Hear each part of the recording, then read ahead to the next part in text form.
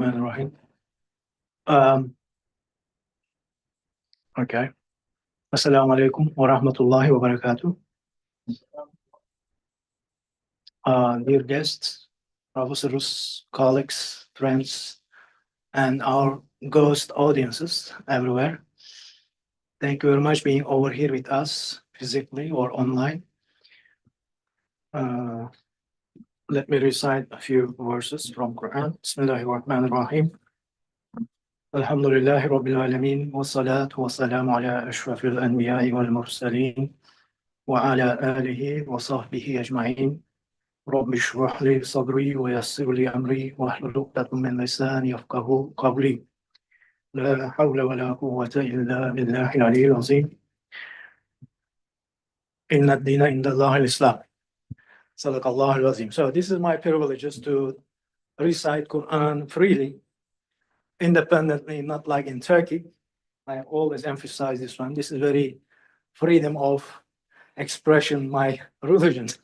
Thank you very much for the social existence in Malaysia and Malay world generally. So again, welcome to our session today. Alhamdulillah, we again together with Prof. Dato Ahmed Murat Merikan. In fact, he is not our guest. We are guests of him. He is the host or sort of dialogic relationship between him and us. So I am Mehmet Özay. I will be moderator, not matador, today, the session. It's my honor to be over here together with Prof. Merikan Hocam. The title of the talk is Journalism and Early Malay Language Periodicals in Forging Identity and Modern Malay Consciousness. Before Prof. Merikan Hocam starts, I will remind you his very brief biography. Then I will share some ideas about the title. Then he will start his session, inshallah. Professor Dr. Ahmed Murat Merikan is Professor of Social and Intellectual History, International Institute of Islamic Thought and Civilization, IIUM. He has published on the history of social science, journalism studies, and problems of representation of the narrative of Pulau Pinang. He is a columnist for the New State Times, Malaka Hari Ini, and Dewan Masyarakat. His book, Batu Uban Sejarah Awal Pulau Pinang, was adjudged the best history book at the National Book Award year 2020 National Book Development Foundation. So, the title is very complicated by the permission of Merikan Hocam. There are multiple subjects or concepts or subtitles or sub-concepts, such as journalism itself, very dominating in the title, but beyond this, Malay language or vernacular language, one aspect, print media itself, very important, very pertinent, identity or forging, constructing identity, and another one, and consciousness. I do not miss, of course, modernity in the title or modern. All these 4-5 subtitles, sub-concepts are very important to understand modernity. Or on the other hand, if we say that this title is uniquely related to modernity itself, but to be able to understand modernity or modern change, the speaker, Murat Merikan Hocam, will touch the Malay language, vernacular language, and print media. So this is, I think, 4th or 5th session of this journalism series, alhamdulillah, since last year. Since we have been under modern conditions, whether we like it or not, Modern institutions have shaped us, our minds, our mentalities. Since the earliest encounters with modern institutions, the people who advocated and disseminated modernity and modern institutions. Here, I think the keyword is consciousness, which refers to human beings who act rationally or who are assumed to act rationally. At the same time, some questions pop up in our minds. What causes and shapes our consciousness in modern times? Print media is regarded one of the earliest institutions shaping and reshaping the public space created or established by modernity from the early decades of 16th century. When we jump to 19th century, because it is very relevant to our subject, because of Muslim nations became implicitly or explicitly modernized or on the way to be modernized in the beginning, since the beginning of 19th century, through print media.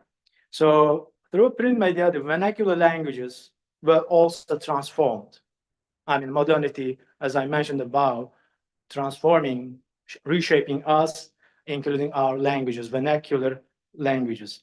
For instance, in the 19th century, Ottoman Turkish and Arabic newspapers, the editors and writers purposefully simplified their vernacular languages, Ottoman Turkish and Arabic language. For instance, Ali Effendi, the owner and editor of Basiret newspaper, Ahmed Faris Al-Shidyak, the owner and editor of Al-Jawaib, Arabic newspaper, are among the pioneer names I remember about journalism during those decades, means that 1860s onwards.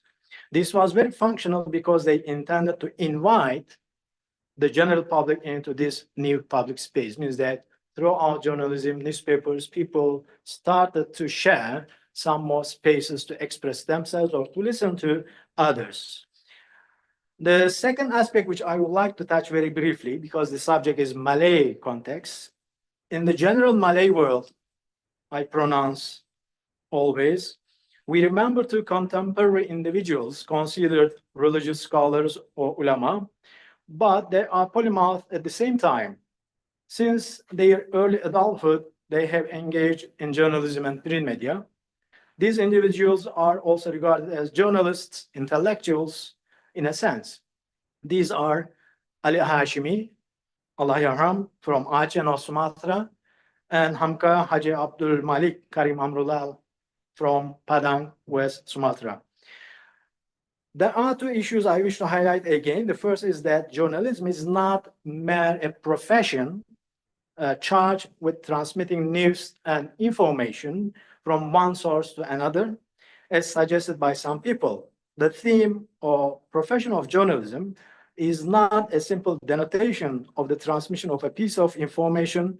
Instead, it is a reflection of thought and Weltanschauung in German concept, means that worldview, means that philosophical perspective.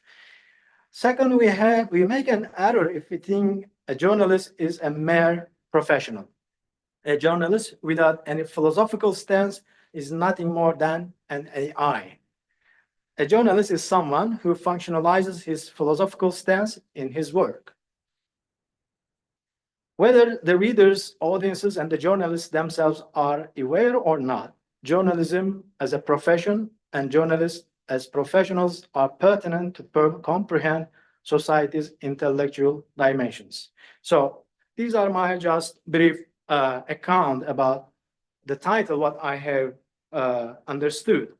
Now we are going to listen to Prof. Dato Ahmed Murat Marikan about the title Journalism and Early Malay Language Periodicals in Forging Identity and Modern Malay Consciousness. Hocam, welcome. Please. Thank you. Tafaddal mashkura. Bismillahirrahmanirrahim. Assalamualaikum warahmatullahi wabarakatuh. Thank you, Dr. Muhammad Oze, my collaborator for this platform, which we began last year. Again, to remind, this is the title is Journalism, Reform and Society, where we intend to highlight and bring forward the discourse about journalism. We want to give context to journalism. We want to give a historical, cultural, and intellectual dimension to journalism. And I hope that while we are speaking and deliberating, you would be intellectually engaged with your experience in reading the newspapers. When I say reading newspapers, it can be the hard copy newspaper, it can be newspapers online, what we generally deem as social media. Uh, Again, thank you very much for those who are present. Some of you were here yesterday. One of the spaces that I realized that is lacking in the what we call wacana in Malaysia is to deliberate uh, on journalism as an institution, as a culture, and as a profession. And this is what I've been working on, perhaps over the last 38 years or more, in being a student of journalism and trying to move into trying to give context, trying to dissect journalism as a philosophy. That's my ideal, to look at journalism as a philosophy. And this is to counter many misperceptions of journalism that we have now. Nowadays, we tend to lump journalism as social media. People say that they don't read newspapers, they read the handphone. But journalism is different from the social media. Social media is a platform. As we know, Facebook, WhatsApp, Instagram, X is a platform that contains many things, that is a repository of arguments, views, information, conversation between groups of people, between communities, between your own echo chamber, and where you interact with one another. And technically, it is called mass interpersonal communication. Mass, because it is produced and received by a wider audience, mass. Interpersonal, because you are also a producer. Early on, the concept of mass communication is one point that produces and you receive. Let's say about 30 years ago, where radio, TV station, newspaper organizations, they produce the story. You buy the newspaper or listen to the radio, and you cannot respond. That's mass communication. They communicate with the masses. But now it's mass. You can have a newspaper, you can have radio or television that communicates, and that activity migrates to digital platforms. And these digital platforms come in many names, as I've told you, and they are collectively called social media. If newspaper content, say Straits Times, or Pakistan, you have Dawn, famous newspaper in Pakistan. Indonesia, you have Kompas, Tempo. I couldn't find Singgalan or Haluan in Padang recently, but I know they are online. And Aceh also, I think, the same thing. If these newspapers, the hard copy, they migrate into online, and they are read online, and they have a column for people to respond, to interact, then they are part of the social media ecosystem. They are distinct but similar. In other words, they are different from the social media, also radio or television. If you listen to radio podcasts, you can switch on the radio, yes, you listen to the podcast, you can switch on television, you can see TV programs, but these programs will migrate to what we call social media. You can see it in WhatsApp, you can see it in Facebook, in X, in Twitter, in Instagram. I don't have Instagram account, by the way. I used only Facebook, the oldies. Suddenly, they become part of the social media. So these media institutions are part of the social media ecosystem as and when they are integrated into online. Okay? Now, and these institutions, newspapers, radio, television, for example, uh, are institutions that tell stories. They narrate events, they narrate ideas, they narrate opinions, they give space for debates, for arguments, they transmit views and ideologies. These are the works of journalism. Contents are not just created by themselves. So the so-called, I like to use the word, but the creator of content or the creator of stories, storytelling, uh, are people who are called journalists. The people who are being paid monthly, or they are actively involved uh, in disseminating arguments, counter argument, in disseminating views, as what was mentioned, in disseminating modernity and consciousness to their audience. Nobody else can do that. Okay? Of course, there are many people who claim to create content, bloggers and all that, but they're not journalists. There are certain values, certain modes of writing the news. There are many types of news, there are many types of opinion. If you're familiar with newspaper, with journalism, or with radio, you see that journalism comes in many forms. So this is what we're talking about. And journalism, in this sense, is the intermediate domain, okay? Intermediate domain for educating and enlightening the public. Very important. Of course, you can claim, yeah, we watch social media, we are enlightened, quote unquote, or misenlightened, or miseducated, or educated by the social media, is fine. But institutionally, journalism is the domain, intermediate domain between the popular and the academic.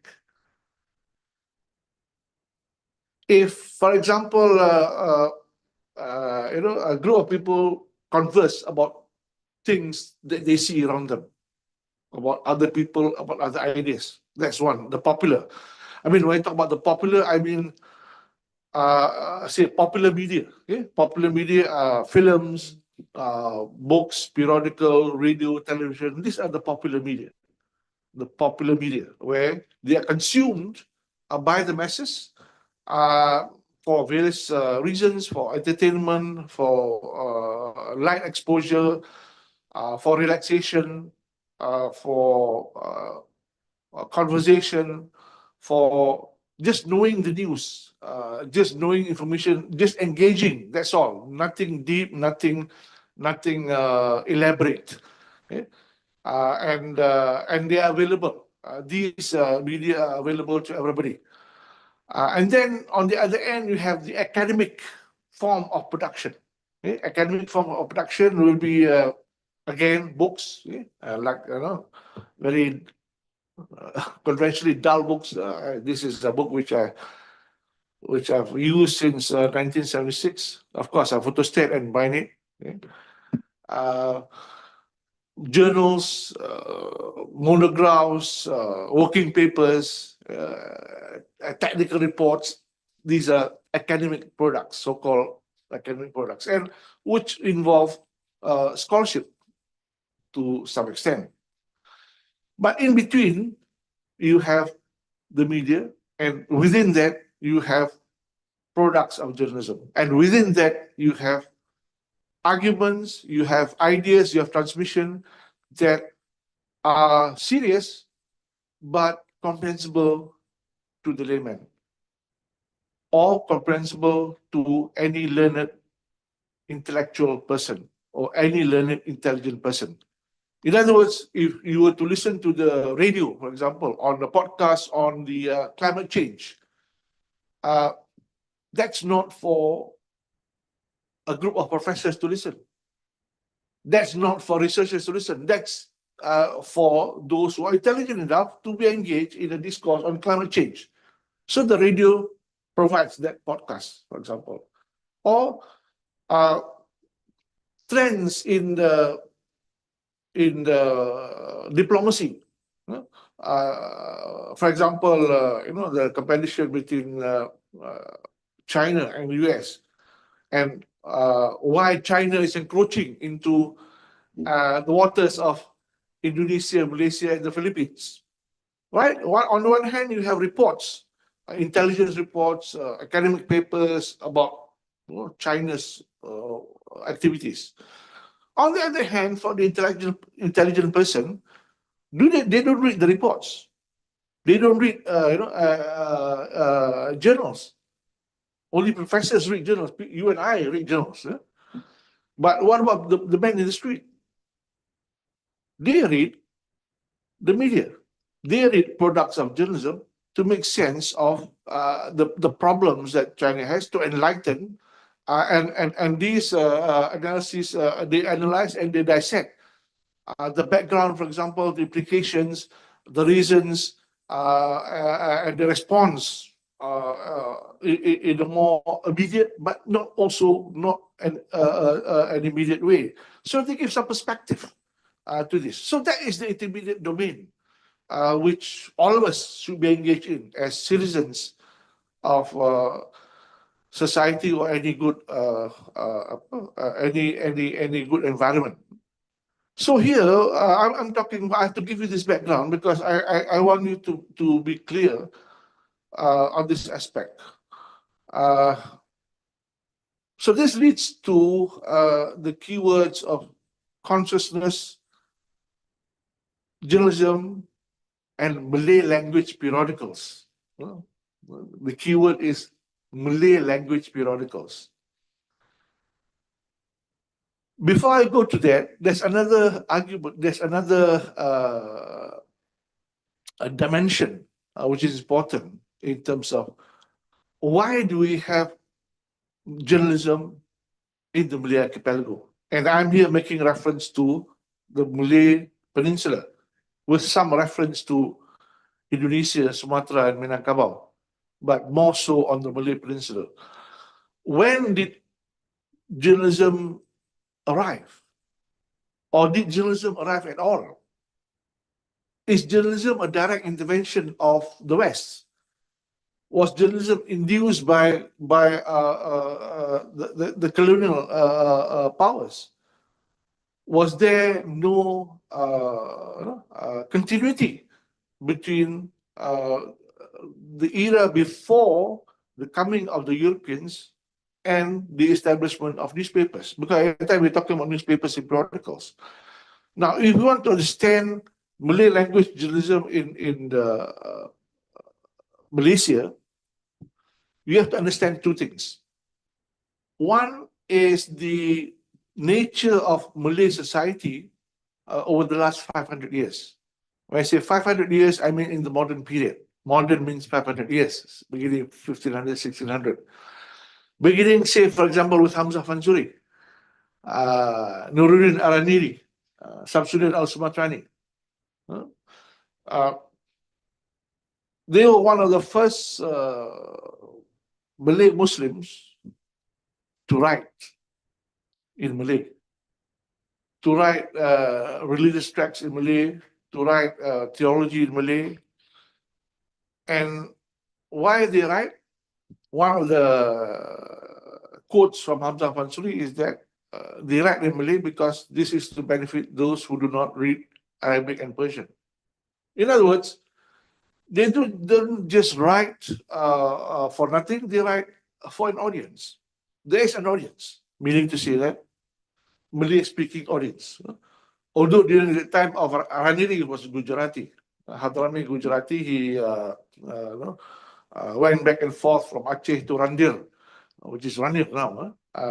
Now it's Randir, I think. At the time it's Ranir. So, there was this culture of writing and the culture of reading. And also in the Malay world, in the Malay archipelago, you have various forms of verse and prose. The hikayats, the various hikayats were written and copied, and they were read. They were read at the courts and they were read to a popular audience. In other words, there was this culture of consumption.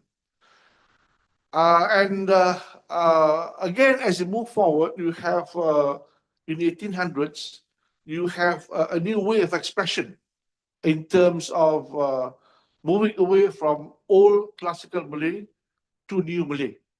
And this was manifested by, among others, Abdullah Munshi, early 1800s. Not only Abdullah Munshi, but a few others, Siami, the writer of Hikayat Nakoda Muda, who tells a story about the intrigue between the Dutch and the traders, Minangkabau trader in Lampung. So these were, again, and also Ahmad Rijaluddin Longkandu, who wrote the book Perintah ke Negeri Benggala.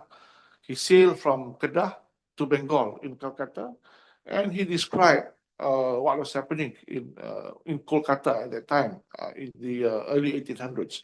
So in other words, there was a new form of writing, a new form of expression, a new form of prose that was produced by these early writers, but the famous was Abdullah Munshi. Abdullah Munshi, he wrote his biography, Hikayat Pelayaran Abdullah, and Pelayaran Abdullah ke Kelantan dan sebagainya, and various others. And he wrote in a Malay that is personal centric. He used the word I. Okay? In other words, Abdullah Munshi produced essays at the time to describe the world around him, to describe the Dutch and the British, to observe their behavior. He also translated, some people say that he is a Christian because he translated the Bible, which is not correct. Okay? But I will delve more on Abdullah Munshi in another lecture, because I want to highlight some of the things that Abdullah Munshi has done in terms of as a polyglot and as a polymath. But Abdullah Munshi was important in terms of introducing popularizing writing. And Abdullah Munshi was an early journalist in the Malay world. Why I say he was an early journalist? Because he was a scribe and he recorded events. Yeah? One of the things that what you see in journalism is they record events. We call report. We call, okay, it's only a report. No, it's not only a report. It's a recorder of events and it's a recorder of history. The first witness of history would be the journalist. Okay? So Abdullah Munshi recorded the life of the Malay and the interaction between the Malay and the Dutch and the British in the Malay Peninsula, in Singapore, in Riau, and in Kelantan. And basically to record the environment and to record also the behavior of the Malays, the behavior of the Malay sultans, which he accused, or rather he said, described that feudalism was, was dominant in the Malay Kerajaan, which many Malays would deny. But he was looking at it, in a sense, from a particular perspective. So Abdullah Munshi was very much, apart from being a sociologist, also a journalist. And Abdullah Munshi, in the 1820s or 1830s, used shair. Apart from prose, he used shair to record events. Now, we look into Malay history and the Malay literary world. Syair, gurindam, pantun was used. Right? And these were forms of communication. These were forms of transmission. And to us, moderns, we thought that we would normally think that Syair Pantun and the Gurindam and others are describe things of the past, describe things which are mythical, which are not defined, uh, Something ancient. something ancient, something which is mythological, that we cannot relate. Why we cannot relate? Because we see the world from the point of view of modernity. But if you were to read Pantones, Gurindam, and Syair, you'll find that these Syair, for example, they record current events. The thing is that they're not current now, but they were current then. For example, Syair Siti Zubaidah Perang Cina, or Syair Singapura Terbakar. The burning of Singapore was recorded by Abdullah Munshi better than the journalists of the Singapore Free Press by using the verse form. So again, here you see the antecedents of early Malay journalism. Okay? The antecedents of Malay journalism. At that time, during the time of Abdullah Munshi, there were no newspapers, there were no periodicals. There was no such thing as the printing press. Okay? The first printing press that was brought into Malaya was in 1806 in Penang, when the printer A.J. Bone transported a printing press from Madras to Tanjung. Okay? And then 1819, so-called Singapore was illegally occupied. I say illegally occupied by the British, by Raffles. And the printing press began to be brought in Singapore and Malacca, 1824. Reverend Milner, for example, and Thompson, they brought the printing press and they taught Abdullah Munshi how to use the printing press so that Abdullah Munshi can print his hikayat and other forms of writing, one of which is to be used in schools. One of the earliest textbooks published in 1842 in Rumi was known as Hikayat Binatang. It's a copy of the manuscript is in our library. There are 3 copies, I think, in the world. And Hikayat Binatang is presumably written by Abdullah and perhaps 1 or 2 other persons, one of which I think is Reverend Thompson. It's a book about science, flora and fauna, the first of its kind to be written in Bahasa Melayu, that captures what we call science now. Although Abdullah Munshi did not do science, but he was writing science, he was narrating about science. So in that sense, again, the book represents a transmission of this, because the book was used for many decades as a school textbook in the Straits Settlement, Singapore and Malacca. So Abdullah Munshi, you can say, became the first journalist before the era of the newspaper and periodicals. When did the first periodical, I use the word periodical, was published? Now there may be certain polemics here, but generally it is said that the first Malay newspaper published in Malaysia is Jawi Peranakan in 1876 in Singapore. Okay? Jawi Peranakan published in 1876 in Singapore. But there was an earlier Malay newspaper published in Colombo, at that time Ceylon, called Alamat Langkapuri in 1869. And this is a very important literary, cultural legacy of the Malays in Sri Lanka until now. Of course, the paper stopped publishing in the 1870s or say 1880s, but it was a center of Malay consciousness in Sri Lanka at that time. I was there in Colombo last month. In fact, today I wrote a piece on the Malay consciousness in Sri Lanka. But again, it was the earliest. But there was an earlier Malay language newspaper I have to be careful here, Malay language newspaper, published in Semarang, in Jawa, called Surat Kabar Bahasa Melayu. 1854, 55, I'm not wrong. I think we check, you can, I think 1850s, 54, 55, 56, I'm not sure. So there is also another one, which is generally not regarded as a Malay newspaper. Okay. Why am I saying this? Malay language newspaper and not a Malay newspaper. To understand the history of the press, in other words, in Malaysia, one has got to understand the demography of Malaysia, the intricacies of the ethnicity in Malaysia. Okay? When you talk about the intricacies of the ethnicity in Malaysia,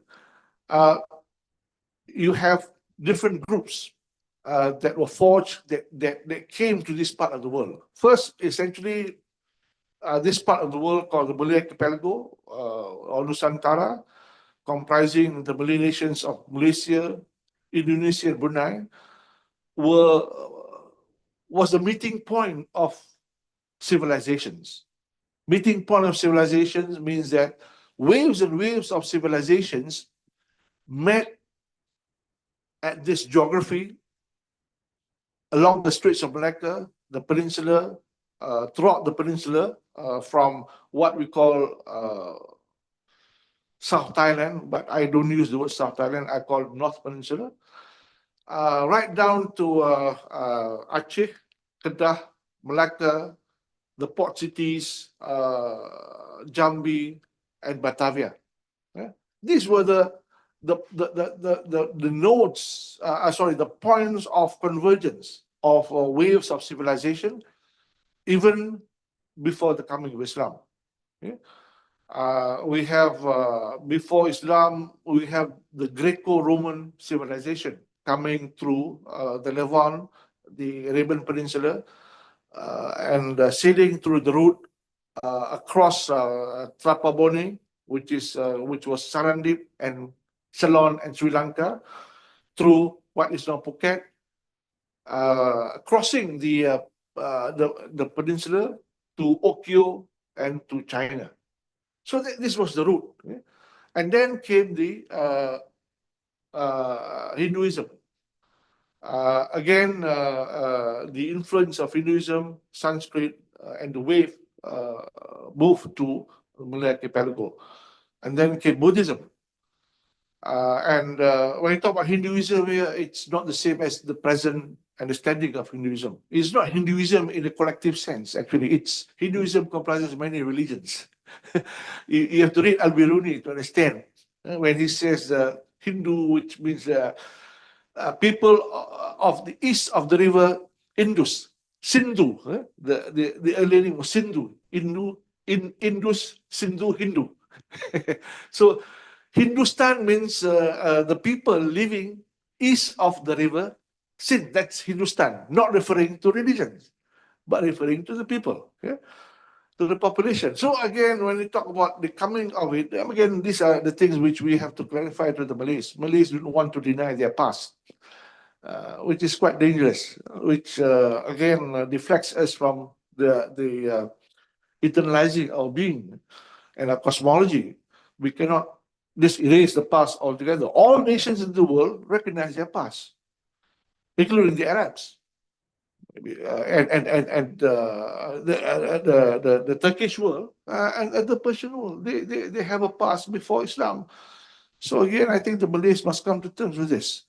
So the cosmopolis, during the time of Srivijaya, 700 AD, was the Shiva Buddhists, the conference or the collusion between Shivaism, because many of the statues formed was Shivite, and a bit, I think, Ganesh one or two, Durga, I think you have the Hindu goddess, but Shiva was the main manifestation, and Buddhism, and Palembang was the huge center for the study of Buddhism before Chinese monks go to India. And so, and we have influence from the West as well as from the East, coming from China to Malacca. And we also have the people from the Atas Angin. Atas Angin refer to those from mainly the Arab, Iranian, and the European world. The Indian subcontinent, ambivalently, or they are not called people from Atas Angin, but they are called daripada benua keling, the subcontinent of the Kalinga, benua keling, which is a word which has been taken to be derogatory among the Malaysia, but we have to know history. So again, this part of the world is a place where people meet. So that, and to understand this, and all these waves of ethnicity and civilization, actually, waves of civilization and culture and ethnicity converge into this part of the world, it created much intricacies in demography and ethnography. So where the peninsula is concerned, the history of Malaysia is concerned, when I talk about the history of newspapers, there are three types of Malay language newspapers based on ownership. The first newspaper, as I've said, was Jaya Peranakan. And between 1876 until World War II, until 1938 or 39, all the newspapers, there were there's about 160 periodicals. And when I say periodicals, I mean weekly, fortnightly, almost daily, maybe once in 2 or 3 days. And in the 30s, 20s and 30s, the appearance of daily periodicals. So periodicals here would mean what we call newspapers or magazines. And also their monthly magazines. I'm including all. Okay? I'm including from the monthly to the daily, which is published mainly about 160 periodicals, mainly published in Singapore and Pulau Pinang between 1876 to 1941. None of these papers, none of these periodicals are owned by Malays. This is another problem in the historiography of Malay journalism in Malaysia. If we look at the narrative, this intricacy is not noted and not taken into account, except for perhaps maybe one person. That is W.R. Roth, William Roth, who was at UCLA at one time. He is very much engaged in the study of Malay nationalism, and this is his book, The Origins of Malay Nationalism. This is my kitab since 1976. This was published by Yale University in 1974. Of course, I got the original one, which is tattered and torn. So this is still the best source of Malay language journalism in Malaysia. Even Ahmad Adam cannot match the historian Ahmad Adam from UKM, although he has written about bibliography Surat Khabar Melayu in the, you know him, our friend. He's a great historian, but I don't think, and I've read his works in terms of looking at the context of journalistic production. This is the best so far, which is not rival. So Roth has discerned Malay language journalism or Malay journalism into three, or better call it Malay language journalism. One is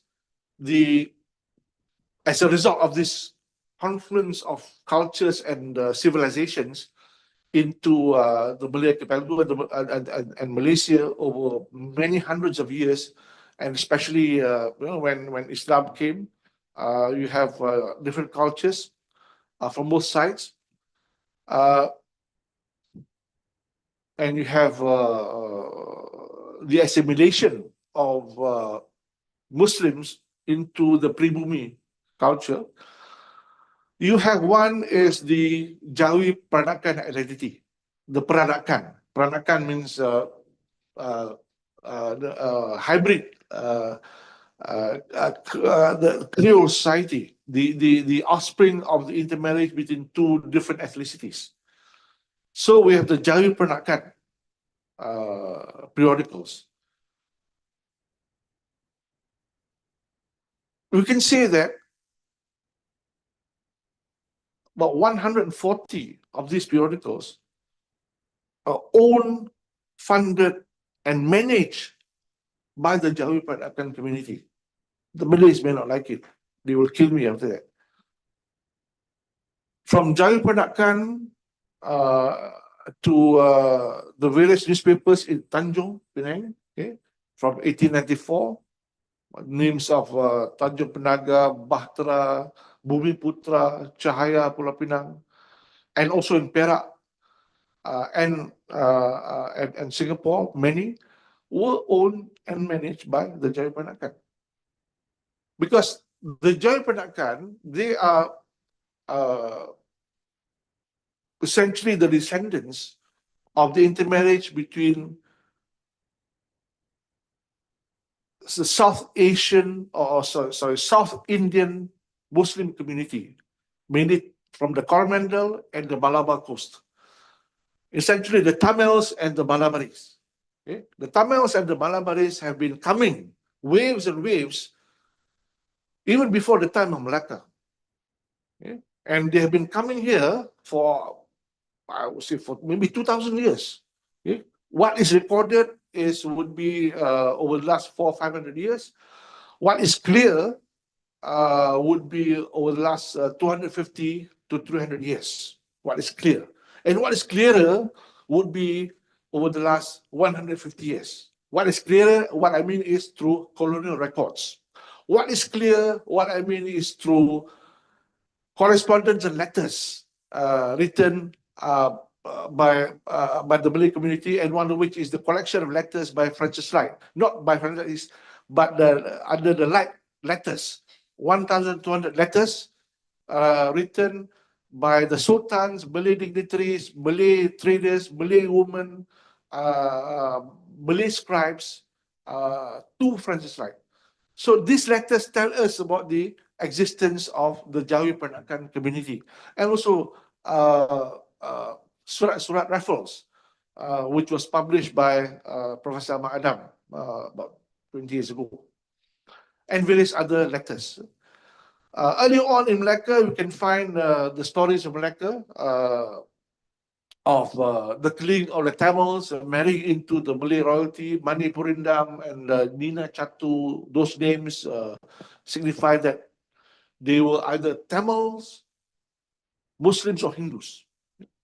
But what I'm saying is that the peoples from the Malabar and Coromandel coast have been sailing through, because they were traders, and also later, well, not later, but after the 8th century, they were also already Muslims, and they brought in the religion of Islam to the Malays. So when they came in, the early ones would be assimilated into Malay culture. In other words, they don't take on the form or the consciousness of the Tamils or the Malabaris anymore, especially those in Kedah and many parts, including the Minangkabaus, not only in Pariaman, but also in Padang, in Bukit Tinggi. I saw many, when I asked them, they refused to speak because they do not speak Tamil, they speak Minangkabau to me. and they refused to link their identity to the Malabar or the Coromandel Coast. They said, kami orang Minang, Pak. Jadi, although they look like me or you. So because of this convergence and in the modern period, because there's so many waves. Again, it's not just coming one time. So in 1876, these waves were brought in, well, not only brought in, but came under different circumstances, under colonial conditions. Okay? Not that they were brought in by the British, they have always been around here, but there were other waves. And they suddenly realized that they were the products of the intermarriage between them and Malay women. Okay? The peranakan. Peranakan means local born. So these descendants of the Tamils or the Malabaris came and they settled mainly in Singapore, Malacca, or Penang. And they realized that they exist in two cultures, or three actually. One is a culture from their father, from the male side. Second is the culture from their mother, who domesticated them. The process of peranakan comes from the domestication of the mother. Okay, the mother makes them peranakan. If the mother is, the father doesn't. The father gives the bloodline. The mother educates them, gives them identity. So the peranakan. The third dimension is they were engaged with the British. They exposed, they're versatile in English. They became intermediaries. They were well educated, and they can write, they can read well. And they realize that they are in a world that is changing. Yeah? And therefore they have to take sides. Like what Baswedan in the 1928, Sumpah Pemuda, sama ada kamu nak jadi Arab ataupun Indonesia. So at that time, although there were no figures, but during that time, 1870s, the Jepanakan felt that in Singapore that they had to identify themselves. They cannot hide in the cloak of being, having Indian descendant, Indian ancestor. Hence, the newspaper Jawi Peranakan. As a result of the formation of the Persatuan Jawi Peranakan in Singapore in 1876, they bought a printing press and they printed out Jawi Peranakan, which is a weekly newspaper from 1876 to 1890. Actually, 1995. Record says 1896, but it's 1895. Just for information, I'm in the process of, this is the first in the world, to digitize all the copies of Jawi Peranakan, which have been done, and has subsequently other Malay newspapers. So we're working on it, finalizing it, and giving it to the library, printing a corpus of Malay newspapers. So again, this Jawi Peranakan, because they have the money, yeah, thank you. They give me another 10 minutes. And they publish these newspapers. So these newspapers are in Bahasa Melayu, expressing their interest and carrying the tradition of Abdullah Munshi, urging the Malays to preserve their language, giving importance to learning Malay and preserving Malay as a language. So that's the position of Jawi Peranakan. And in some of the discourse, you find this expression, kita semua orang Melayu. This is how I find this fascinating. Kita semua orang Melayu. I can imagine how it was described or verbalized. I was Jawi Peranakan. I'm a descendant of the assimilation. The fusion of these societies and civilizations. The other is the Hadrami press or the Arab press. Yeah? The Arab press began to appear in the early 1900s in Malaysia and Indonesia. According to Rolf, he calculated that there were about 30 Arab newspapers, periodicals in Malaysia. These Arab periodicals, this includes those published in Arabic and those published in Bahasa Melayu. Okay. In Indonesia, recent research, which will appear in my book on the Hadrami later on, our book, sorry, our book on the Hadrami from Indonesian perspective, there are about 50 periodicals, Arab press, Hadrami owned periodicals, and about 30 or so are in Bahasa Melayu. Okay? To one of which is to maintain, or rather to indicate to the place where they are domiciled in Indonesia, mainly Java, and Malaysia, that they are part of the Malay community, and they want to be part of it. The other one is in Arabic, for in Arabic speaking, for local born and for those who come. So the Hadramis present another complex, intricate society. And again, the rest of these papers, about 140, maybe about 80 or so, are owned, managed, and funded by wealthy Arabs, especially the Al Sagaf and in Al Junaid in Singapore and Penang. Okay? So until 1920, 1930, the great so-called Malay language newspapers, Warta Melayu, edited by On bin Jaafar, the father of Malay nationalism, was also owned by the Hadramis. Until 1938, when the Malays felt that the Malays must have their own newspaper, Malay funded, Malay led, Malay managed, then only Utusan Melayu was formed in 1938. Utusan Melayu is the first Malay newspaper in Malaysia, in Jawi, and well, there are many periods of Utusan Melayu, but that was the first Malay newspaper. So again, when we talk about whether Jaya Peranakan or the Hadrami Press or Utusan Melayu, all these transmit and circulate ideas about survival, about identity, about language, about culture of people who are residents. And we must remember that between 1876 and World War II,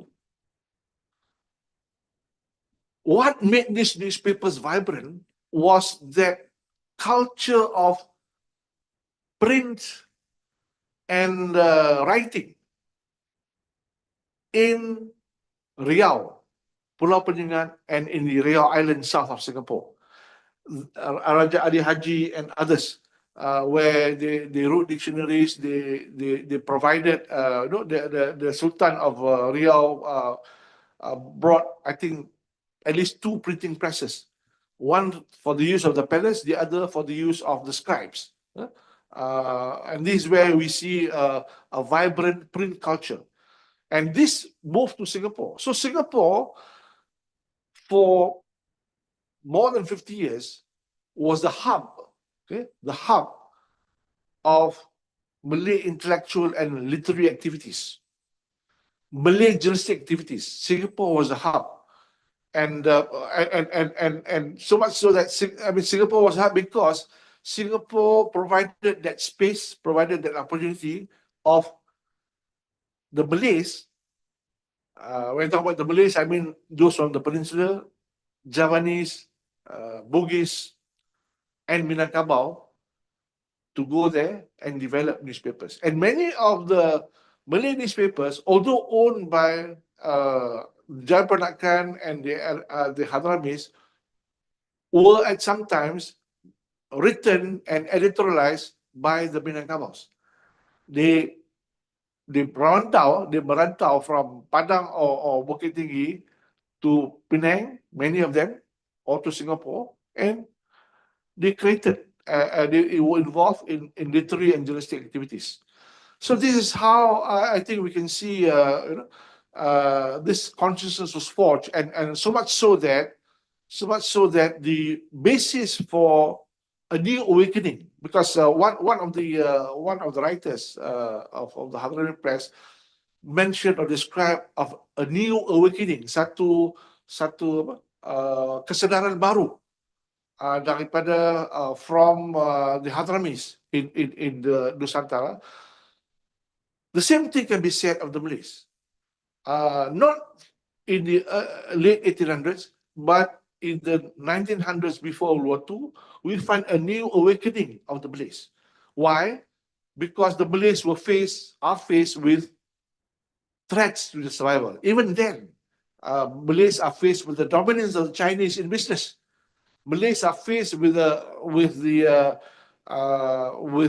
intrusion and the functioning and the dominance of capital. Ibrahim Yaakob in his work Melihat Tanah Air made this observation that banyak orang dagang, dan dagang means capital and commercial interest, are already penetrating the Malay Peninsula and hence destabilizing the social function, destabilizing Malay society. So again, this feeling of insecurity, this feeling of the erosion of culture, the erosion of values, and the erosion of economic control were already there among expressed in the Malay language newspapers at that time. So this is what we see in terms of the consciousness. And a new awakening which later after World War II led to the independence in 1957. Where Indonesia is concerned, it is 1946 in a different circumstances altogether. I hope essentially that's in essence what I want to relate to with regard to the consciousness as brought in by the Malay language periodicals in Malaysia. Thank you. Okay, thank you very much, Prof. American Hocam. You have even concise but comprehensive historical perspective of language throughout the migration processes, connecting the societies from Indian continent until China. Just briefly, you touched the Chinese case. But the important one is how the outsiders had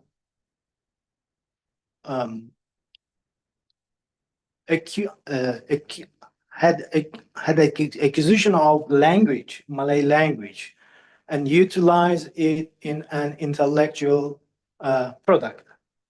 So, in fact, the print media or journalism or periodicals, as you mentioned, have very diverse areas to be taught. One of them, of course, capital, money, investment. So the outsiders and the locals seems that they had different perspectives in terms of the concept of investment. So the second one, as I mentioned earlier, the outsiders, when they came over here, not only just acted as outsiders, but they had very significant inclination to be a native. As you mentioned, Peranakan means that they married with the locals. They regarded themselves as locals as much as the locals. I don't know the vice versa, the locals accepted them or not. You gave examples of, at the beginning, differentiation of social media and newspaper.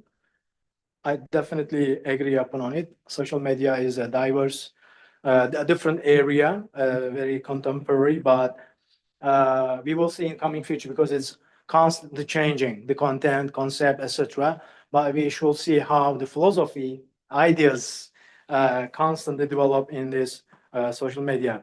You mentioned also popular media separated this journalism, how it divided among in itself. Some journalistic activities reach the masses, and you gave also example of academic works, academic productions, but the important one, how the public reach the sources without any significant assistance of journalism. So journalism, it seems that very functioning in this process. You also mentioned very early, probably we can name it the early written sources by Hamza Fansuri, Shamseddin Sumatrani, and Araniri. These individual scholars produced in Malay language. This is very important. How the consciousness in language and communicating with the audiences during their own time. This is another significant stage in Malay world, I guess. I will not give all the summary. Pantun, very important aspect. I mean, Pantun, as you mentioned very nicely, it is not an ancient product forgotten somewhere in the written books or the minds of the people. Very engaging with the people in any social environment, occasion. People still, I remember in Aceh, in any occasion, social occasion, people produced incidentally and very meaningful context. So Pantun and Shair, part of journalism is that transmitting messages to the people. You separate in the last section of your presentation, Jawa Peranakan, Hadrami, and the local Malays production. So any questions, please provide. We can collect more than 10 questions. Please welcome. Assalamualaikum, Prof. Assalamualaikum. Thank you, Prof. I just want to understand a little bit about the journalism, because journalism is referred to journalism. It's like wartawan, right? And you mentioned is journalism is a record the event and the history is like written by Rayanadi, Arumi, and John Peranakan. So we call it is newsletter lah, surat khabar. Is it right? Correct? So and then what about magazine? And magazine, because you also mentioned about the magazine is part of journalism or not? And then because you mentioned it's prose, hikayat, because it could be right, it could be wrong. And then history, if we got the if Abdul Munshi record the event and history, it might be right, it might be wrong. So I want to understand, differentiate between the magazine, journalism, and newsletter. And then one more question is, because you already mentioned about the social media is as a platform, but in my opinion, for example, we take Facebook as an example, because there are many scholars debate through the Facebook. And for example, they write article and then with references, could we say it kind of journalist or magazine? So I want to understand it. Thank you, Prof. Prof, I just want to rephrase the second question. Yeah. Thank you so much, first of all, for a wonderful lecture. It was historical and informative as well. So, as you mentioned that the relationship between journalism and social media, that the belonging is not journalism, but just like for instance, we before we use letters, now we are using mobiles.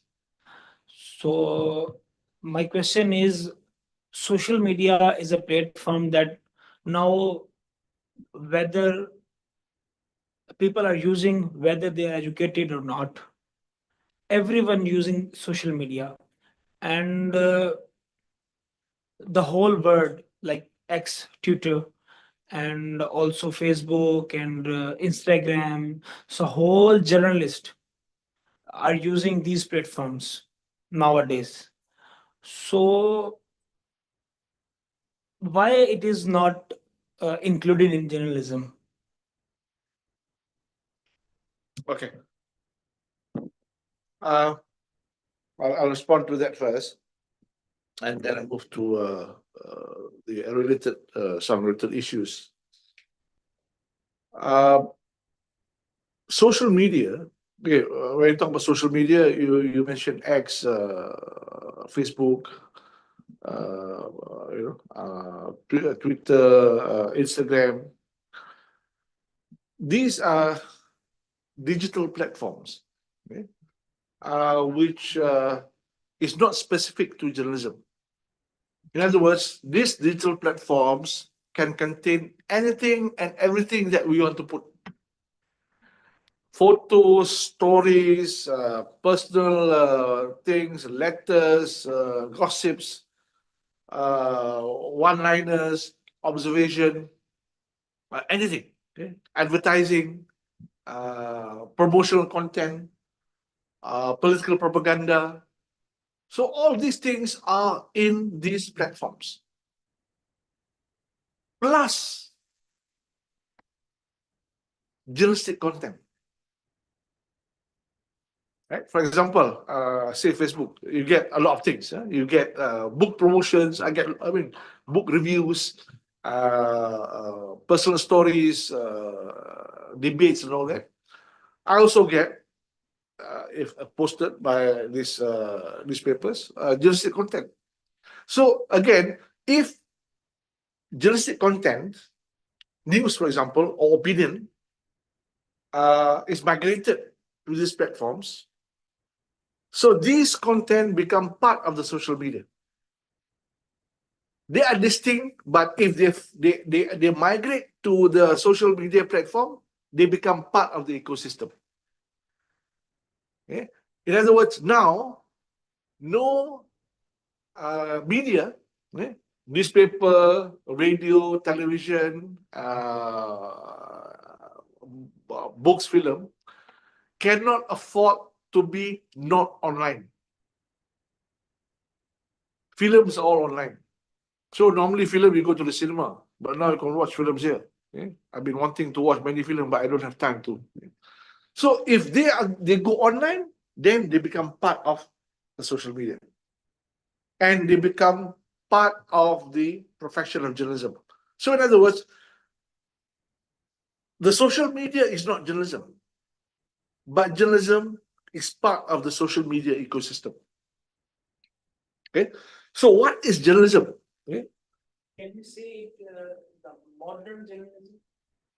Okay. Modern journalism after 1996. In 1996, the digital technology, internet becomes a social technology. In 1996, it was introduced all over the world simultaneously, in the US or in Malaysia, 1996. So after that, before that, there was no online.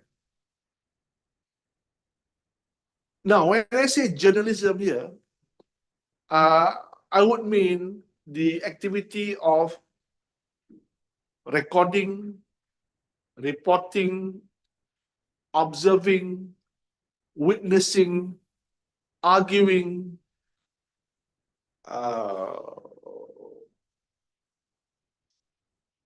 scholarship, debates, interpretation, transmission of ideas. So it is not when you say journalist, oh, you report. Okay, report. That's one genre. So in journalism, whether it is print or broadcast, radio or television, there are a variety of genres from factual, empirical factual to imagination. Okay, what do you mean by that? Okay. You read in the papers. Do you all read papers? Yeah. An accident somewhere happened on the road. 2 people killed, a car was burned. This is described. It's a description based on, not on the observation actually of the journalist, but on how the journalist asks questions and how the answers are given to the journalist.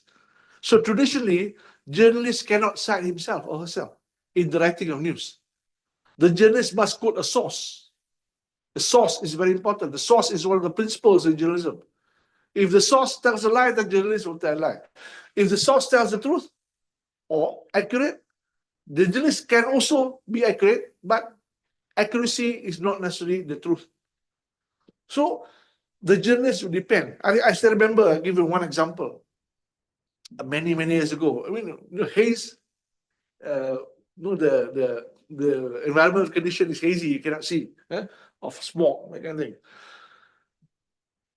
Anybody would experience those haze, including the journalist.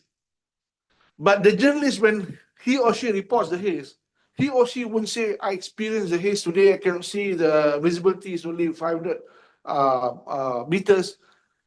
He or she cannot cite herself or himself.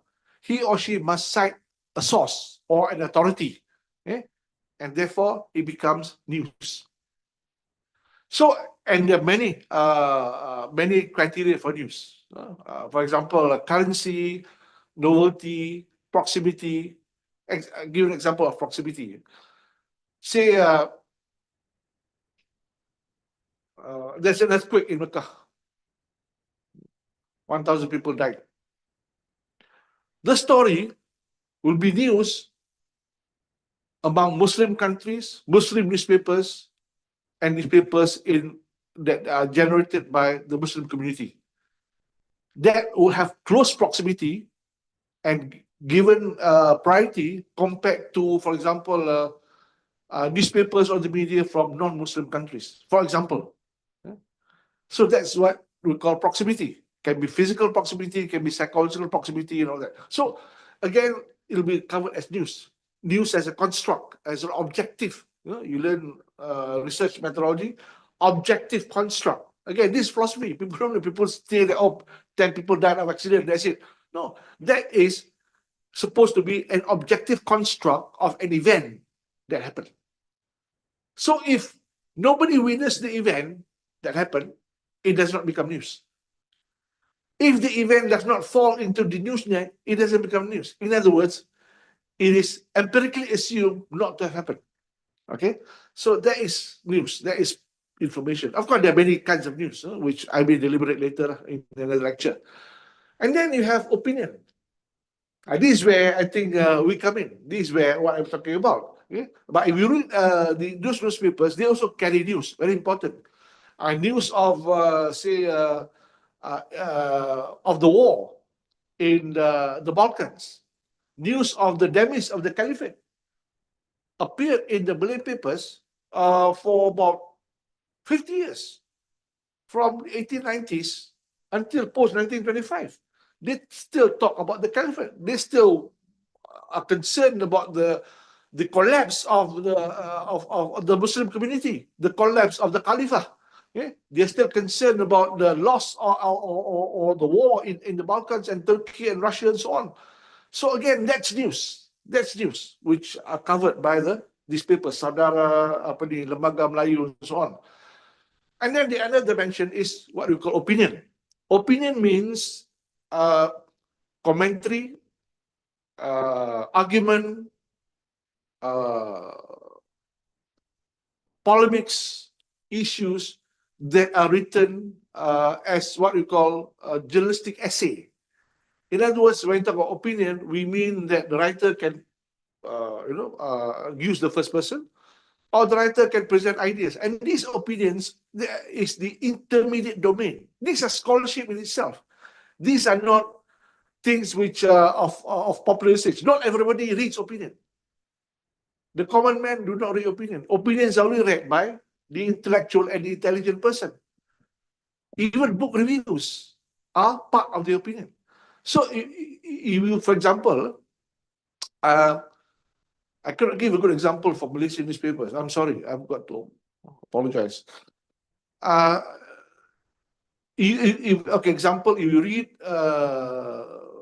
Indonesian newspapers, Jakarta Times, for example, or Kompas, you read the Hindu in Madras, you read the Times of London, you read the New York Times, for example, you read the Japan Times, you have a number of pages which are called the opinion pages. These opinion pages reposit analysis, interpretation of events. They don't talk about events themselves. They talk about interpretation, analysis of events, and ideas. For example, the idea of democracy. They are debated. And these are not for the consumption of just anybody. It's for people like us. They pick up from ideas from books written by scholars. Professors write in these opinion pages. All Nobel Prize winners, all, as far as I know, all Nobel Prize winners, they are professor academic, they write in the opinion pages. In other words, the opinion pages are the purview of the editors or the extension of the intellectual. It is the intellectual part, okay? The intellectual part of journalism. And this is where you have to make a distinction in terms of what we call journalism. So we have the factual and we have the opinion, the imagination, the review, the critique, and basically news at one end and the essay on the other. And these papers, they carry this essay. And some papers, for example, say the Guardian of Manchester. You read the Guardian, Manchester. The Guardian is one of the most, those who is a left-leaning newspaper, and they would carry serials of book chapters before, after they publish. I mean, books they carry in the papers, or they carry arguments about ideology, arguments about the climate change, arguments about political system, arguments about Shafi'i's book on the origin of man.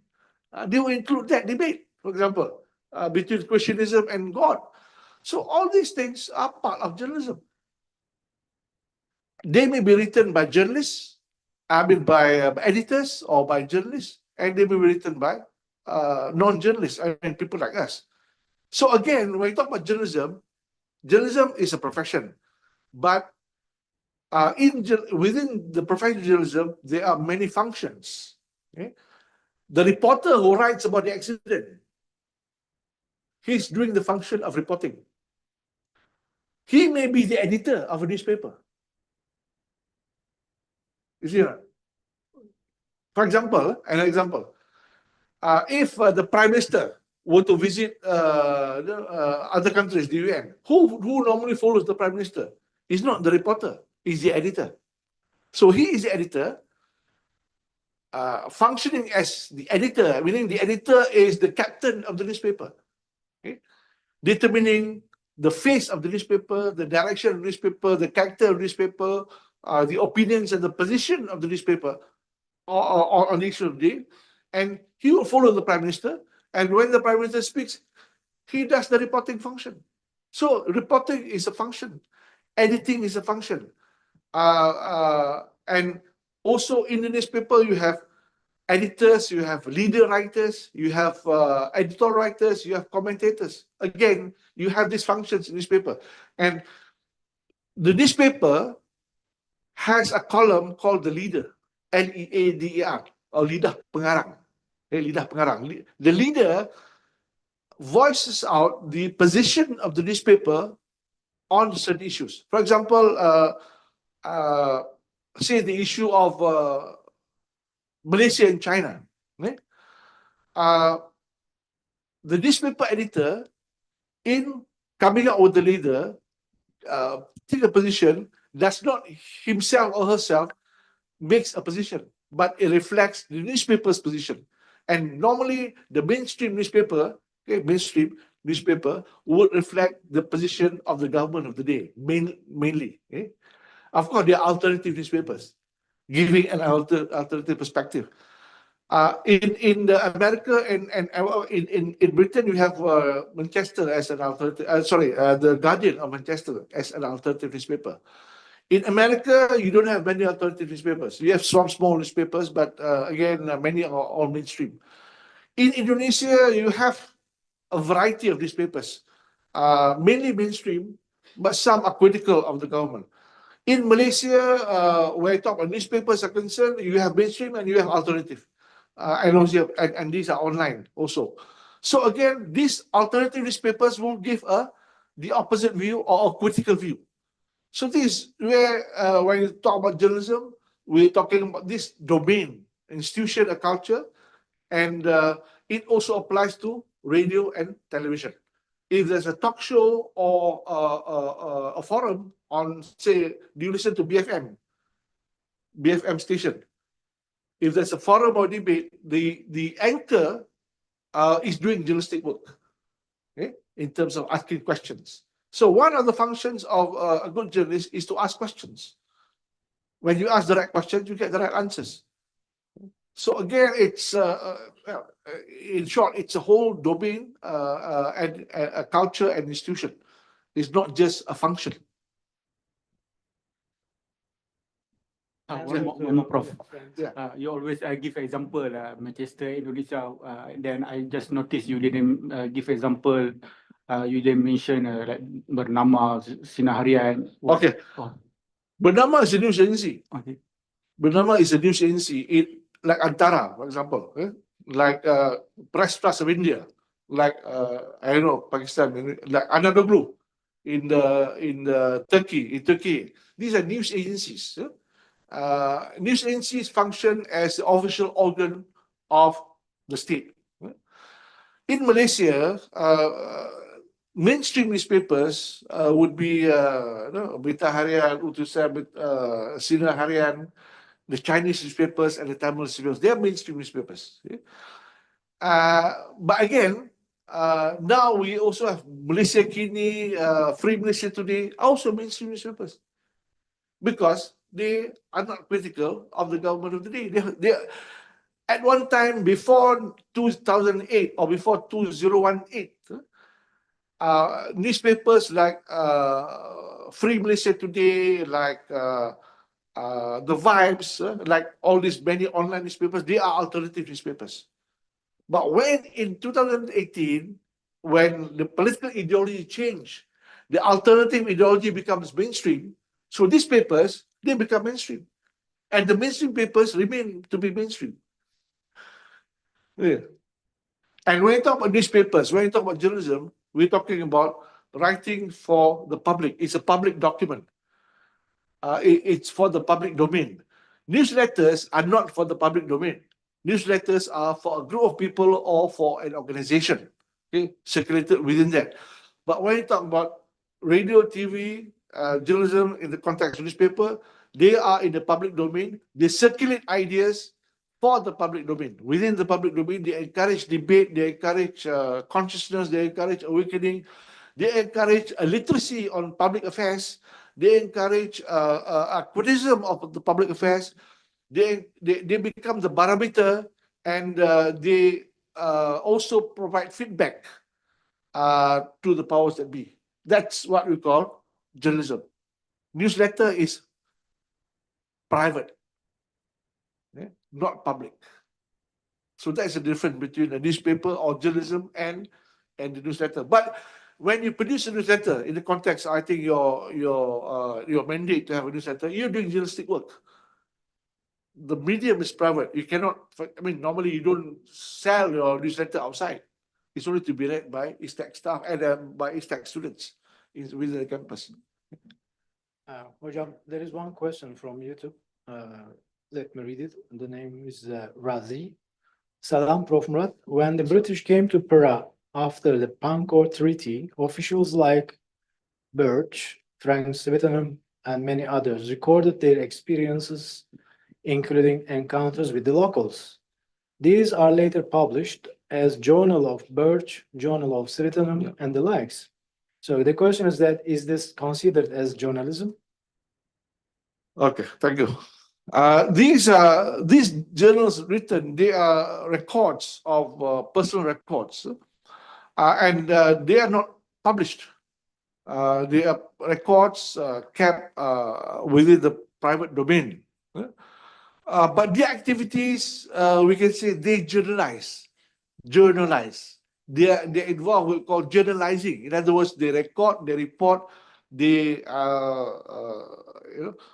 keep the memory of what happened to them. They record their experiences, they preserve their experience, so they journalize their presence in Perak and the Malay Archipelago as British residents. Unless if they were to write to a public institution, say to a newspaper, then only we can call that as journalism. But if it's kept in the records, that is not journalism, but what they did is journalizing, mewartakan in Malay. Tapi bukan kewartawanan, mewartakan. Okay. One question from me. Um,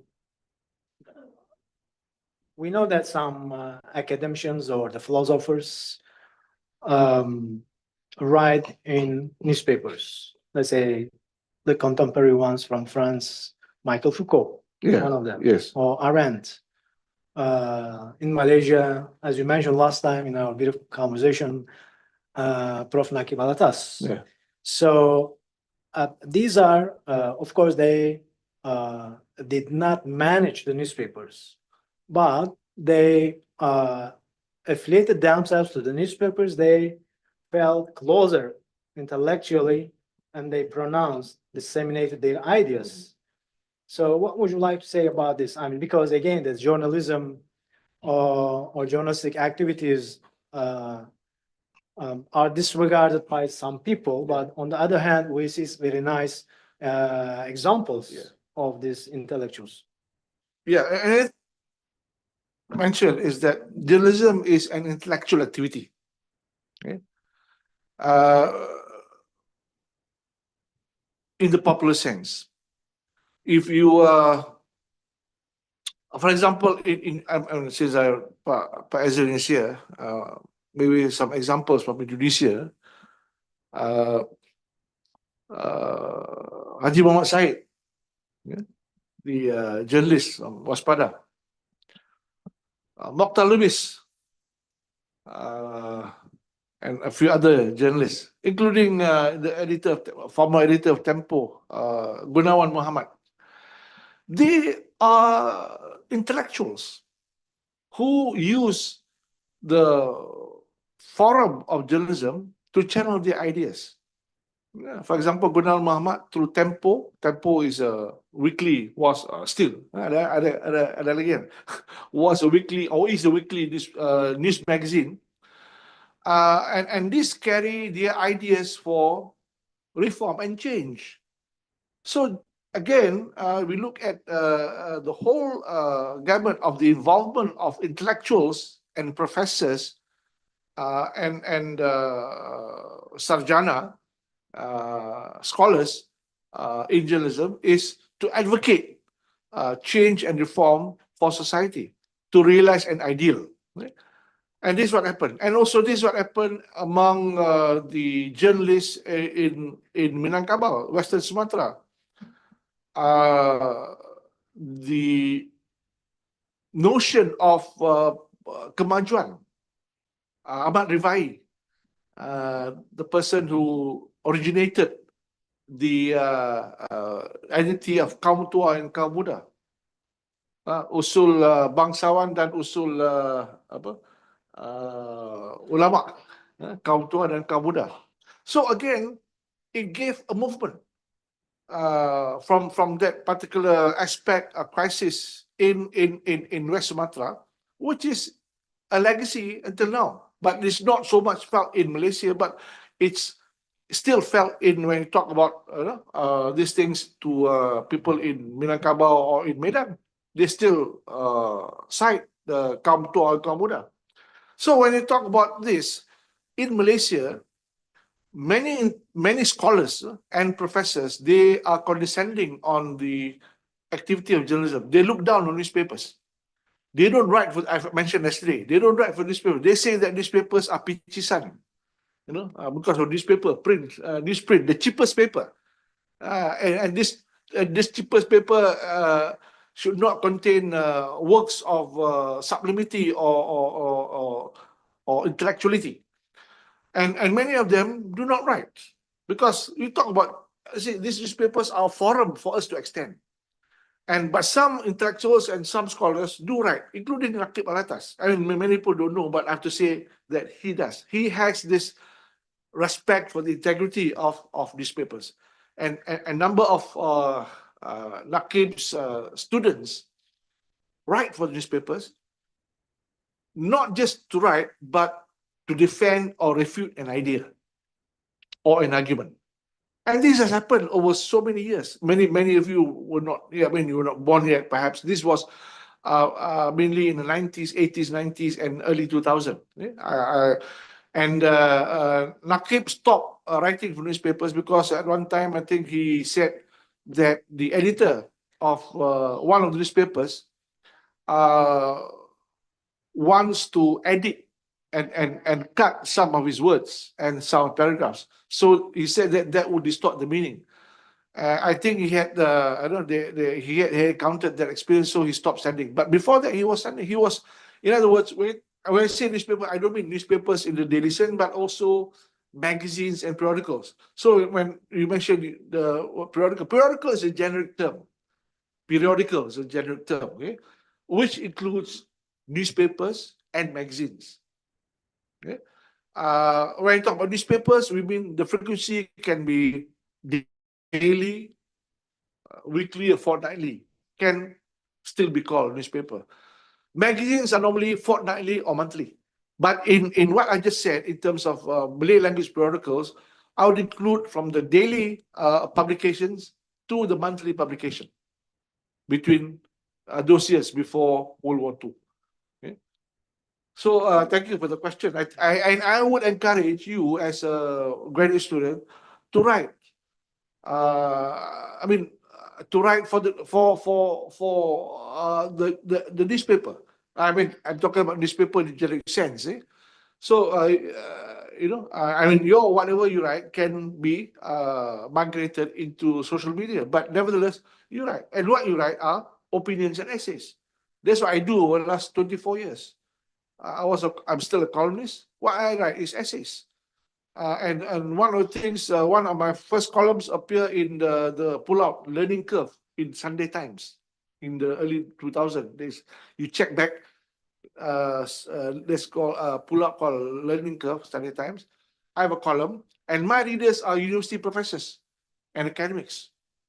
So again, I mean, I don't write. Of course, anybody can read my writing, but I write about ideas. Okay? One of the first few ideas that I write is about Orientalism. I dismantle and deconstruct, or rather lay the idea of Orientalism to the newspapers. So everybody knows that Orientalism is another source of knowledge production, okay, and knowledge consumption. From there, in a way, the universities know me as a writer in that sense. So I would encourage you as an intellectual to just write, you know, and whether in the can be Malaysia Kini, Free Malaysia Today, can be the Malay papers, can be the Straits Times, can be the Star, just write. Sir, there are so many sources in the contemporary society, like newspaper, social media, and other sources. How can we check the reliability and validity of the news? Oh, you're talking about the, okay. This is where I've always reminded us the benchmark or the measurement for the validity and authority of news would still be the traditional media. In other words, when you face something in the social media, you check with the traditional media. Because in the social media, you may not know whether it's a fake, whether it's old news, whether it's been published 10 years ago or 5 years back, or you may not know the context. So what you do is, one is you check, in Malaysia, you check with Bernama. Bernama is the national news agency. Second, you check with other authoritative newspapers. Okay? In English, we have basically two, Straits Times and the Star. Check with that.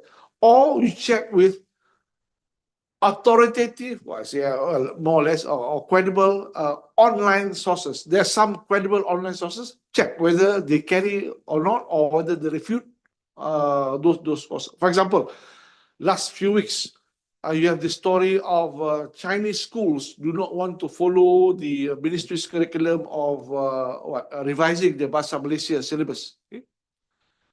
I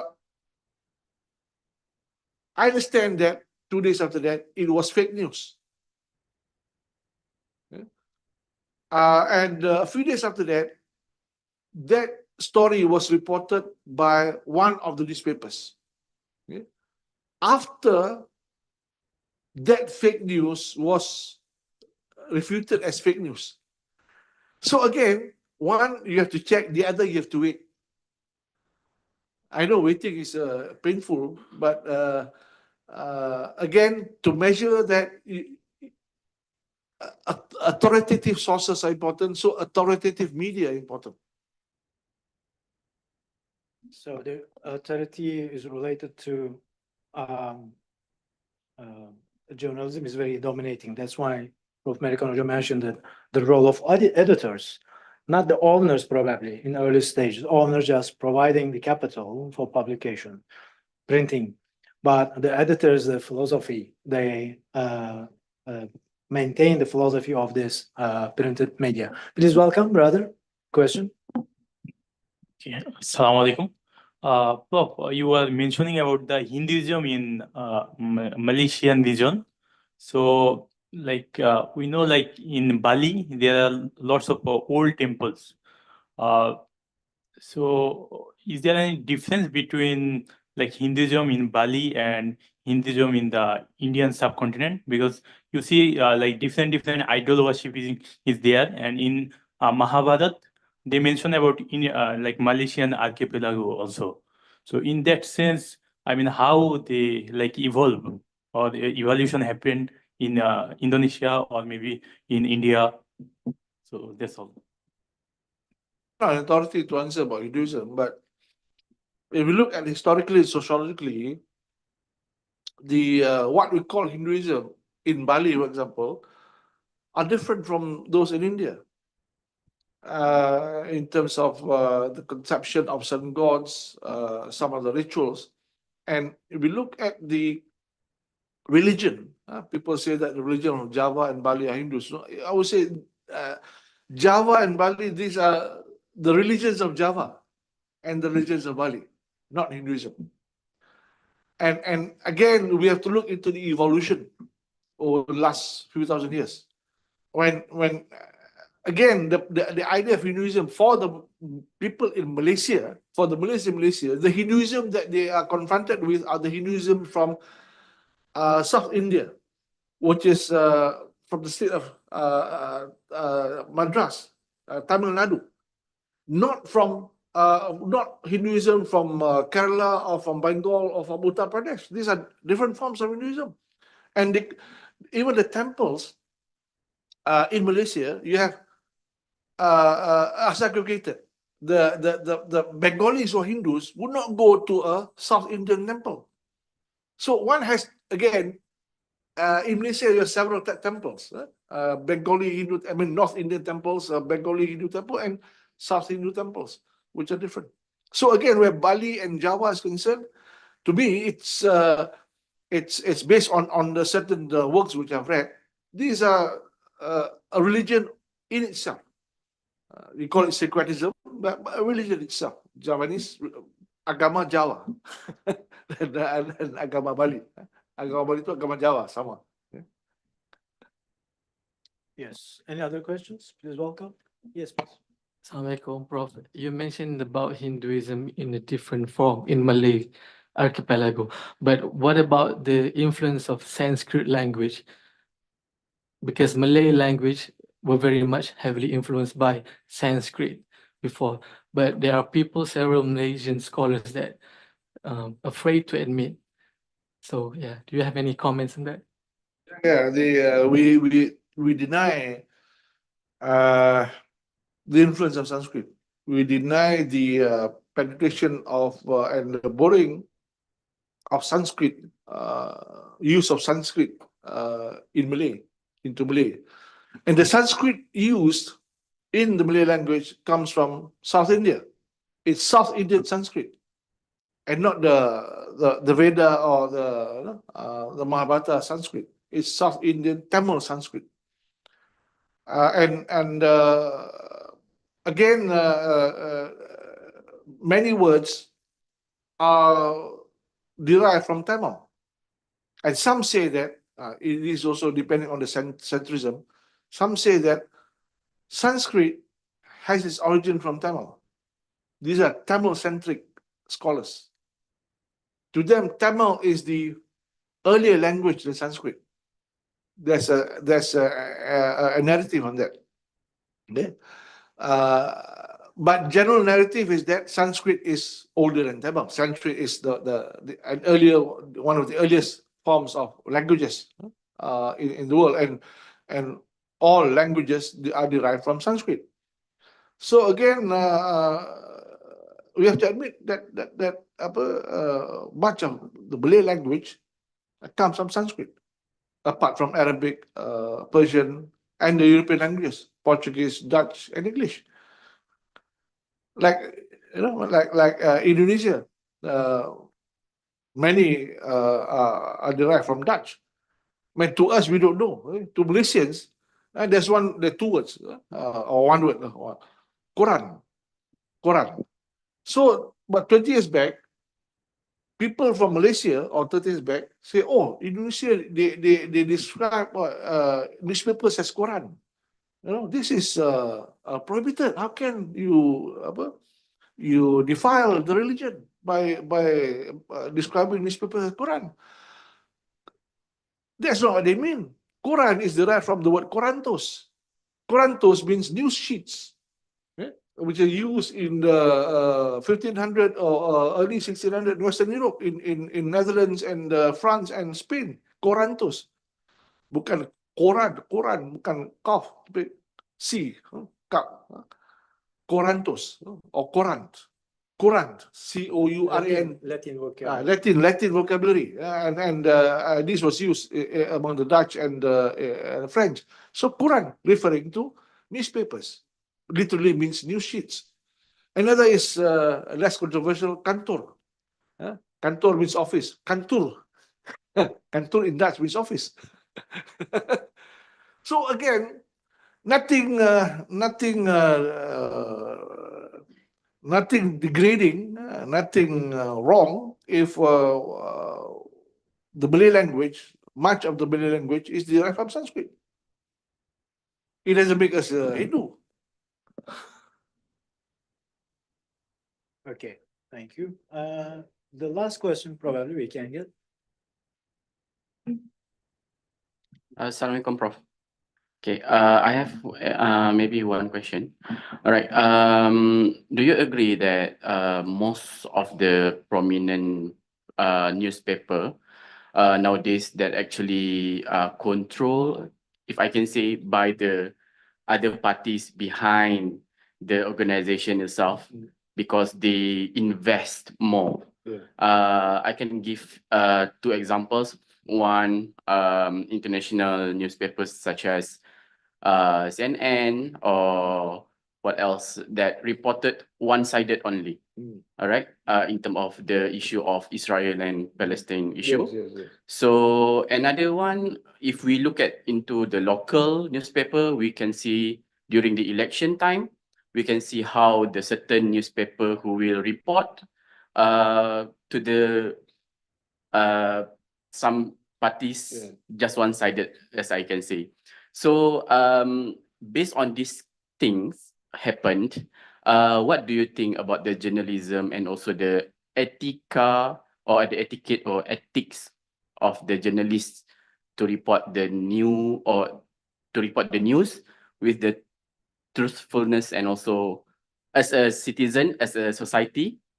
Because as you mentioned just now, when the news can shape the perspective and knowledge of the society, what do you think about this case? Because it will actually somehow can lead to the misleading, misinformation.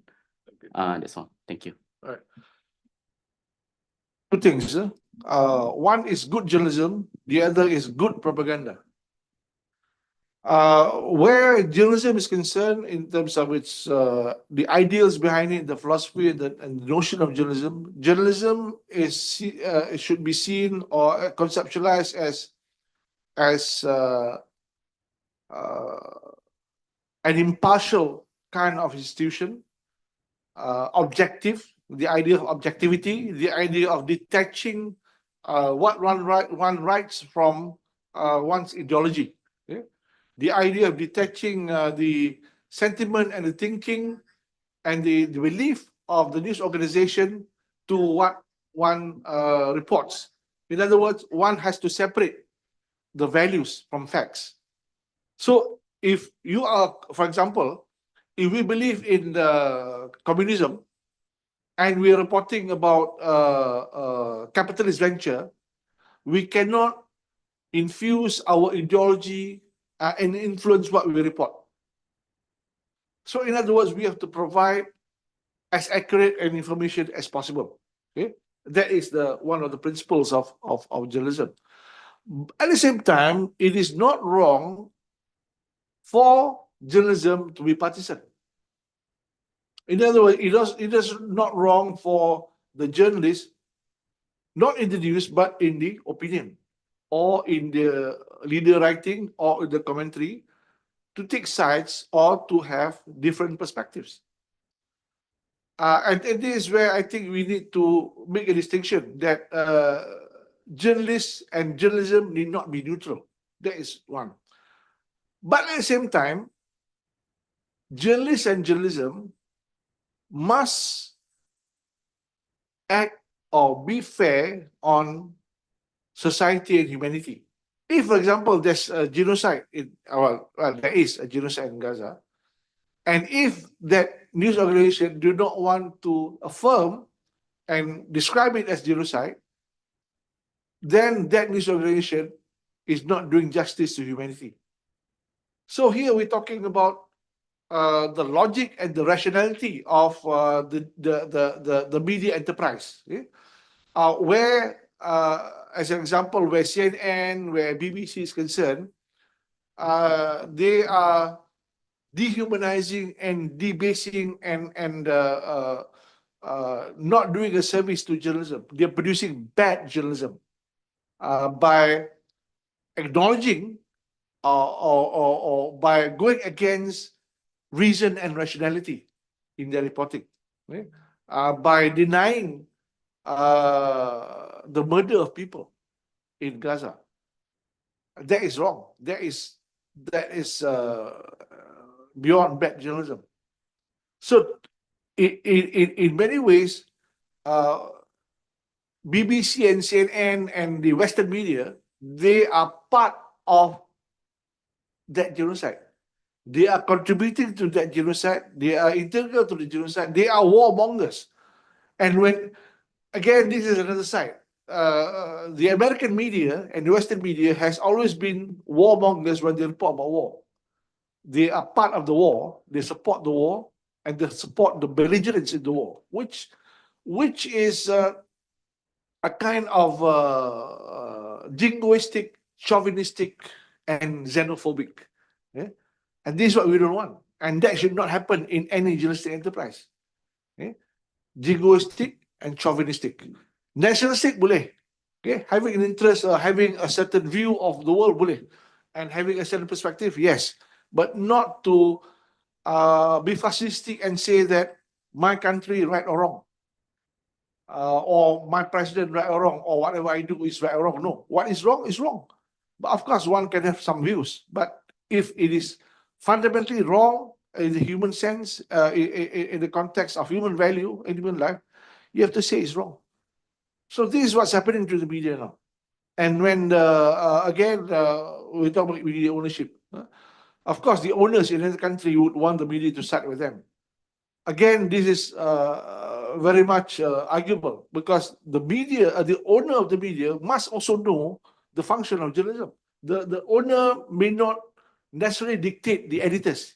Okay? There are cases when the owner funds the newspaper and let the editors run the newspaper. But in Malaysia or in Indonesia, the owners decide the outcome of it, especially during the time of election. Again, we cannot do anything. We cannot, for example, prohibit political parties or people with political leanings from owning newspapers. What's important here is for the editors to maintain good and credible journalism. In a way, by not necessarily, if we can be neutral, we can be neutral. But sometimes you cannot be neutral, we can be partisan. But there are also good partisan journalism. In Russia, before they became democratic, they are communists, but they produce good journalism. So it's how one measures truth, rationality, accuracy and logic and correctness. This may not be together, not necessarily conform to one another. Okay, thank you very much. Thank you, Prof. I think this is the end of the talk. As a summary, probably I may say that Prof. Merikan Hocam already emphasized the truthness of journalism and journalistic activities. Mohammed Said, the Penduri Waspada Medan, when he initiated his journal and newspaper, his principle was to disseminate truth. So he continued throughout his 40-year journalism this truthness, first during the time of colonialism, then during the time of independence years. And the second thing is, I think that this Malay journalism is still relevant. We need to study, we need to conduct research, and then learn more, some details, what happened in the last 150 years or 200 years in Malay world, how they initiated these newspapers, disseminated ideas, or communicated with the audiences in Malay world. Thank you very much, Prof. Merikan Hocam, for this nice talk. I hope we will meet again for another session of journalism. Yeah, Thank next, you. I think next one will be Dr. Mehmet. We alternate, and some of the things that we talk about will be continued in future sessions. So thank you for your Thank time. you. Assalamu alaikum wa rahmatullahi wa barakatuh.